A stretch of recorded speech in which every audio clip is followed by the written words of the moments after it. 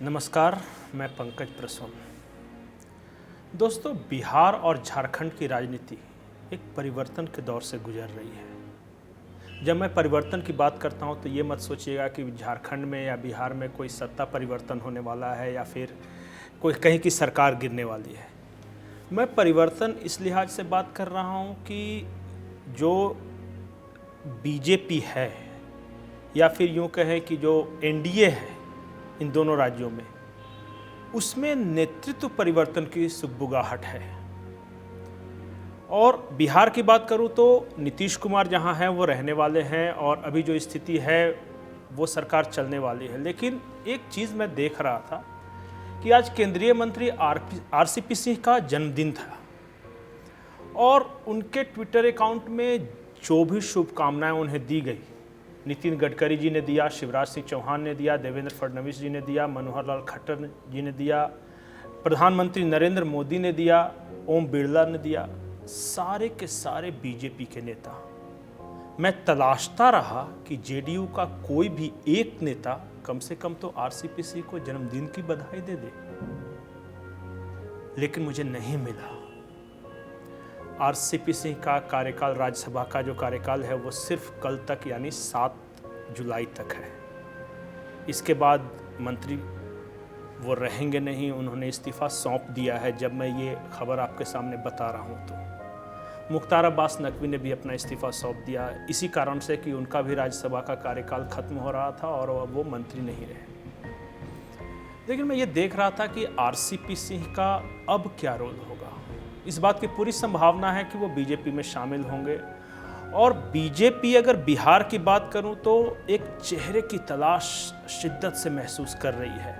BJP के जो भी वर्तमान में नेता हैं, चाहे वो आप उप मुख्यमंत्री तारकिशोर प्रसाद को ले लीजिए या सुशील मोदी, गिरिराज सिंह, सब अपने अपने बिरादरी, अपने अपने क्षेत्र के नेता हैं। कोई ऐसा नेता बीजेपी के पास नहीं है बिहार में जो कि पूरे बिहार का जो चेहरा जिसे बनाया जा सके। बीच में चर्चा चली थी कि शहनवाज हुसैन को बनाया जा सकता है, लेकिन इसमें अपने जोखिम है जो कि बीजेपी लेना नहीं चाहती।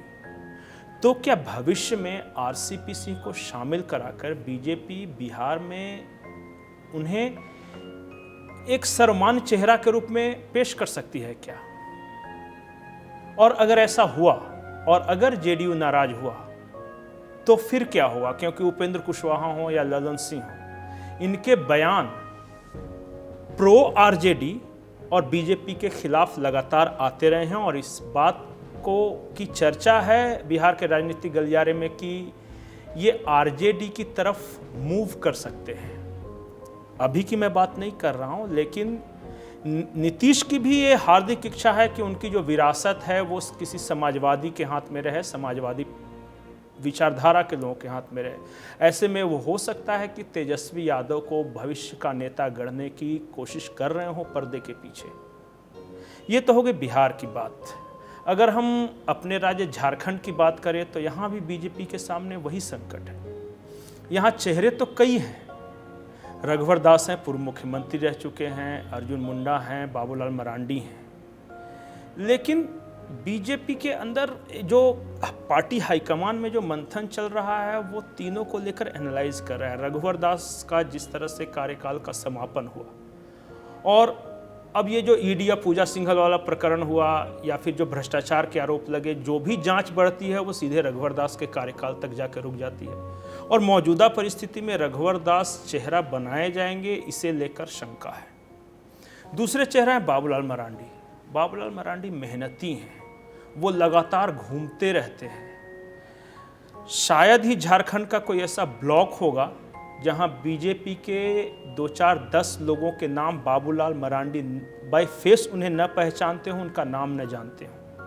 संगठन करता रहे हैं, लेकिन पार्टी के अंदर ही एक तबका ऐसा भी है जो ये कहता है कि बाबूलाल मरांडी पार्टी छोड़कर गए, उन्होंने जेवीएम बनाया और अभी अभी तो वो वापस आए हैं, अभी सीएम का चेहरा उन्हें कैसे बनाया जा सकता है।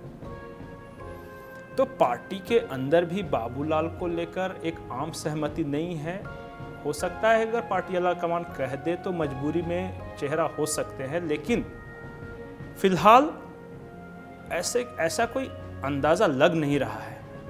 तीसरे चेहरे हैं अर्जुन मुंडा।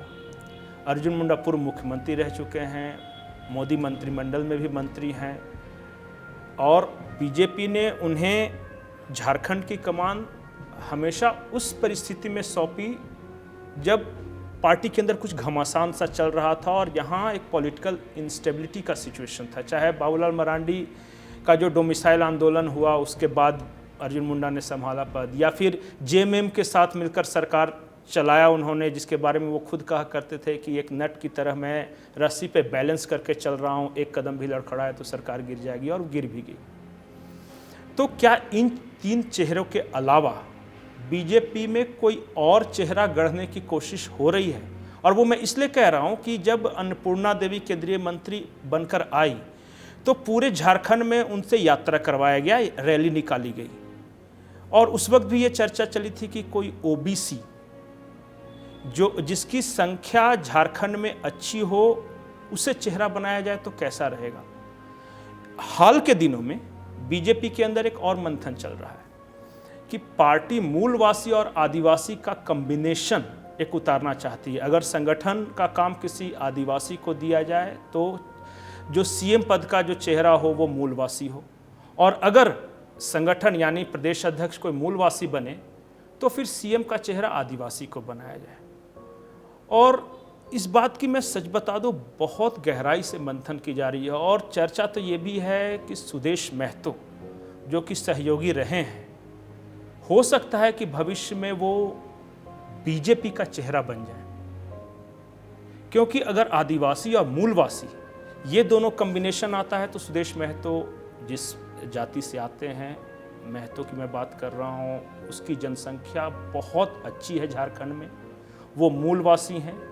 लेकिन इसके लिए सुदेश महतो को जो हमें जानकारी मिली है कि उनको अपनी पार्टी का विलय भाजपा में करना होगा। फिलहाल वो इसके लिए तैयार नहीं है, लेकिन लंबे अरसे से ये रणनीति बनाई जा रही है, भविष्य में क्या होगा नहीं पता। दूसरा कि अगर आदिवासी चेहरा हुआ तो कौन होगा, ये पुराने ट्राइड एंड टेस्टेड चेहरे होंगे या फिर किसी नए चेहरे को पार्टी प्रोजेक्ट कर सकती है। नाम कई लोगों का लिया जा रहा है, उसमें राज्यसभा सांसद समीर उरांव का भी लिया जा रहा है। वो इसलिए क्योंकि अर्जुन मुंडा मुंडा, बाबूलाल मरांडी संथाल और समीर उरांव उरांव, तो ये मुंडा, संथाली और उरांव, ये 3 यहाँ प्रमुख जाति है, या बोल सकते हैं इन तीनों की जनसंख्या बहुत अच्छी है झारखंड में। और मुंडा को एक बार चांस मिल गया, संथाल को चांस मिल गया, क्यों ना किसी उरांव आदिवासी को एक बार चांस देके देखा जाए। ये लॉन्ग टर्म प्लानिंग है, लेकिन 2024 के चुनाव के 1 साल पहले ये लगभग फाइनलाइज हो जाएगा। 2022 आधा बीत गया, 2023 खत्म होते होते तक ये सारी तस्वीर क्लियर होने वाली है। सबसे पहले देखना होगा कि जो झारखंड भाजपा के प्रदेश अध्यक्ष जो बदले जाते हैं, वो नया प्रदेश अध्यक्ष कौन बनता है, और इसी के आधार पर तय होगा कि पार्टी अगले चुनाव में अपना चेहरा आदिवासी को बनाती है या किसी मूलवासी को। नमस्कार।